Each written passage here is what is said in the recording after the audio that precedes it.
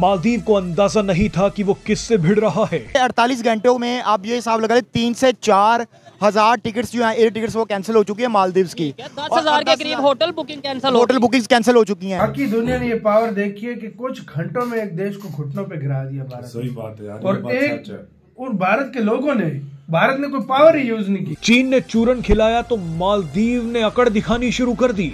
मालदीव ने अभी तक भारत की दोस्ती देखी थी, लेकिन पहली बार भारत का गुस्सा देख मालदीव के पसीने छूट गए हैं। मालदीव्स के ही कुछ अथॉरिटीज ऑफिशियल्स ये कह रहे हैं कि मालदीव्स को ये बड़ा महंगा पड़ सकता है और मालदीव्स को इसका खुमियाजा भुगतना पड़ेगा और ताल्लुकात अगर खराब हो गए तो मालदीव्स को लेने के देने पड़ जाएंगे। शायद उनके जो कुछ वजीर हैं उनको ये लगा कि हमने भारत के खिलाफ एक स्ट्रॉन्ग पोजीशन लेनी है और वो उन्होंने ली, और सुनने में ये आ रहा है कि वो उनके उल्टी गले पड़ गई है। इंडियंस जो हैं वो भी बड़े एग्रेसिव हैं कि प्राइम मिनिस्टर मोदी के बारे आप इतनी हार्श लैंग्वेज क्यों इस्तेमाल कर रहे हैं। ये मेरे लिए हैरान कुन था कि मालदीव के वज़रा ये ज़बान इस तरह इतना ज़्यादा वहाँ मालदीव में एंटी इंडिया सेंटिमेंट है, इस बात का मुझे अंदाजा नहीं था। मैं कहता हूँ इस टाइम पूरे सोशल मीडिया इंटरनेशनली वो ट्रेंडिंग पे चल रहा है। दूसरे नंबर पे उनके सिर्फ प्राइम मिनिस्टर का, जो मेरी अपनी एक ओपिनियन है, उनके सिर्फ प्राइम मिनिस्टर का रोल नहीं है, उनके पॉलिटिशियन, उनके अगर हम क्रिकेटर देख लें, इवन उनकी पब्लिक देख लें, वो किस तरीके से इस ट्रेंड को सपोर्ट कर रही है, अपने कंट्री को सपोर्ट कर रहे हैं। असल में बात ये आ गई है इंडिया पे, तो इसलिए इंडिया के लोग जो है ना इंडिया की इज्जत और भाई इज्जत में कल पूरी दुनिया ने भारत का पावर देखा है। बिल्कुल देखा है, क्योंकि ये मसला इतना बड़ा बन चुका है कि जो इंडिया के लोग हैं उन्होंने अपनी इज्जत का सवाल इसको बनाया। आप जानते हैं वहां पर नेशनलिज्म भी बहुत ज्यादा है। रिलेशनशिप भारत के साथ उनका देखें क्या है। 1988 का उनका कू था, उसको बचाया ही जाके भारतीय नेवी ने था।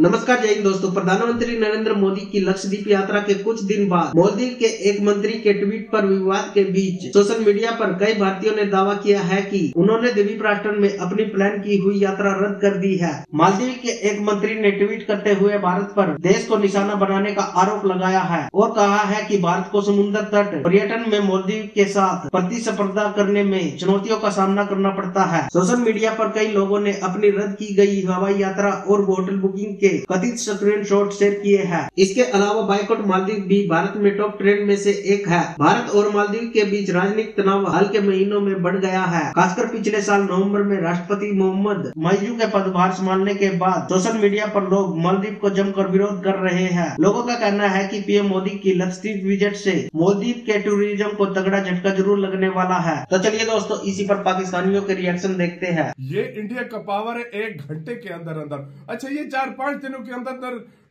चाहे मार्कोस कमांडोस की बात हो, चाहिए पूरी दुनिया ने इंडिया की पावर देखी है कि इंडिया किस लेवल पे जा सकता है, चाहे सैन्य शक्ति की तरह चला जाए, चाहे पॉलिटिकल सूरत में चला जाए, कहीं से भी, और चाहे इंडिया के अवाम तो भाई मैं कहता हूँ पूरा देश हिलाने की ताकत रखती है यार। इंडिया के अवाम को तो हल्का लो ही नहीं भाई, सीरियसली यार। बात याद रखना, इंडिया के अवाम बड़े देशों की जीडीपी हिलाने की सलाहियत। मैंने आपको कल भी एक बात की थी कि दुनिया का सबसे बड़ा सैंक्शन मैं मानता हूं तो इंडिया अवाम के बॉयकॉट को मानता हूं। जिस देश का बॉयकॉट करें वो घुटनों में उनका बिलियंस ऑफ डॉलर का नुकसान होता है। और अमेरिका के भी सैंक्शन है, लेकिन इंडिया की अवाम जब करती है ना अगले का बॉयकॉट, वो कंट्री हिल कर रह जाता है। और छोटा मोटा कंट्री तो किसी काम का नहीं रहता।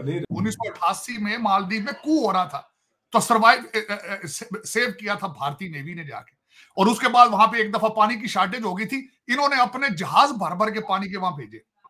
अगली बात बता देता हूं चीमा साहब कि वो वहां पे जो आप कहते हैं जी अपनी आर्मी आप ले जाएं, आर्मी कौन सी है वहां पे? वो 6 सारे हेलीकॉप्टर के पायलट हैं जो बैठे हैं इंडियन वहां पे, उनका रोल देख लें। उनका रोल इमरजेंसी में जहाज उड़ाना है।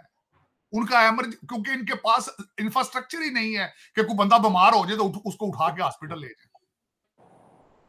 उनका जो चंद लोग हैं भारतीय फौज के, उनका या ट्रेनिंग है या इमरजेंसी उनको सर्विसेज प्रोवाइड करना है।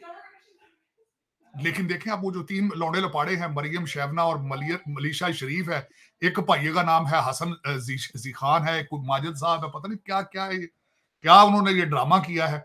लेकिन देखें कि किस तरीके से ये लौंडा लपाड़ा, ये जो नई रेस है, इंटरनेशनल डिफेम का ये बायस बन जाते हैं मुल्कों के लिए। देखें, एक बहुत बड़ा लम्हा फिक्री है, बड़ी इसमें बहुत बड़ा सबक है अगर देखा जाए।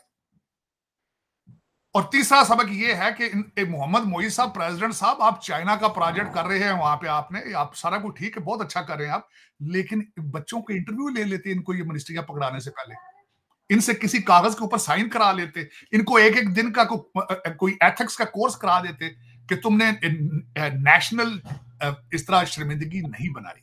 अब वो बन गई है, तीनों को सस्पेंड किया गया है, मेरे ख्याल में पता नहीं निकाला है या नहीं निकाला उन्होंने। लेकिन चीमा साहब वहां पे दर हकीकत जो उन्होंने इस तरह के रिमार्क्स दिए हैं, उसके पीछे और कई चीजें मैंने रिसर्च की। टूरिज्म जो उनका है, जो गोरा जाता है वहां पे वो $2500 स्पेंड करता है, जो भारतीय वहां जाता है $750 स्पेंड करता है। इसलिए वो कहते हैं जी कि हमें इंडियन टूरिस्ट जो है वो भी खैर उनको है तो वो ठीक है, लेकिन वो इतना उसको they think it's not important for us. अब करना क्या चाहिए था मेरी नजर में, भारत को क्या करना चाहिए था? भारत को इग्नोर करना चाहिए था, क्योंकि एक तो मालदीव का इतना स्टैचर ही नहीं है कि उसको रिस्पॉन्ड प्रॉपरली किया जाता। एक दूसरा, इनको मेरे ख्याल में करना ये चाहिए था, इनको कहें ठीक है जी, हमारे जो आर्मी के लोग, हमारे पायलट हैं, वापस मंगा लेते हैं, आप अपने रख लें, और फिर देखेंगे कि वहां पे इंटरनेशनल टूरिज्म किस तरह आता है। जब उनको पता हो, टूरिस्टों को पता हो, खासकर वेस्टर्न जो है, कि हमें वहां हार्ट अटैक हो जाए या कोई इस तरह की आफत आ जाए तो उड़ा के वहां से निकालेगा कौन? तो ये मेरा मकसद है, मेरे ख्याल में इंडिया को चाहिए। देखिए, ये जो लक्षद्वीप वाला एक मामला हुआ ना, ये आज से तकरीबन 1.5 साल पहले रेडियो पे गालबन प्राइम मिनिस्टर मोदी जो है एक प्रोग्राम करते हैं मन की बात, उनमें उन्होंने जिक्र किया था आज से 1.5 साल पहले। और ये जो मालदीव वाला इशू अभी जो रिसेंटली हो, उसकी रीज़न ये है कि मालदीव्स का जो झुकाव है वो चाइना की तरफ थोड़ा ज़्यादा हुआ है, और वो थोड़ा सा इंडिपेंडेंट होने की उन्होंने कोशिश किया कि हम किसी तरह इंडिया से जान छुड़वा के या उनको थोड़ा पीछे करके हम चाइना की तरफ अपना रुझाव करें।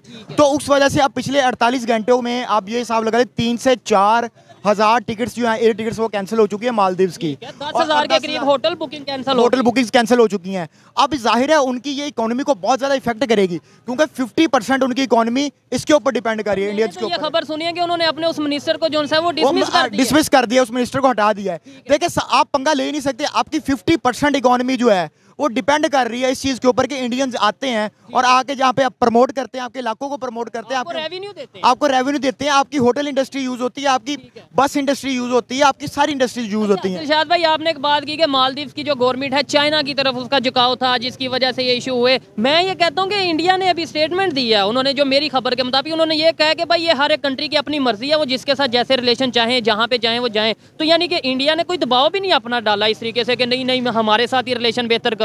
ये उनकी यूनिटी ने जो वो मजबूर नहीं। देखिए, ये तो अच्छी डिप्लोमेसी की निशानी है ना, कि जहाँ पे देखिए उनके आपस के जितने मर्जी इख्तलाफात है, लेकिन जब नेशन की बात आती है तो नेशन फर्स्ट होती है उनके लिए। Indian association of tour operator का अनुमान है कि सोशल मीडिया पर मालदीव के खिलाफ बढ़ रहे विरोध का नतीजा अगले 20-25 दिनों के भीतर स्पष्ट हो जाएगा। हालांकि उनका कहना है कि पिछले कुछ दिनों से मालदीव के लिए कोई नई पूछताछ नहीं हुई है। तो दोस्तों, ये थी आज की वीडियो। फिर मिलते हैं एक नई वीडियो और एक नए टॉपिक के साथ। तब तक के लिए जय हिंद, जय भारत एकता।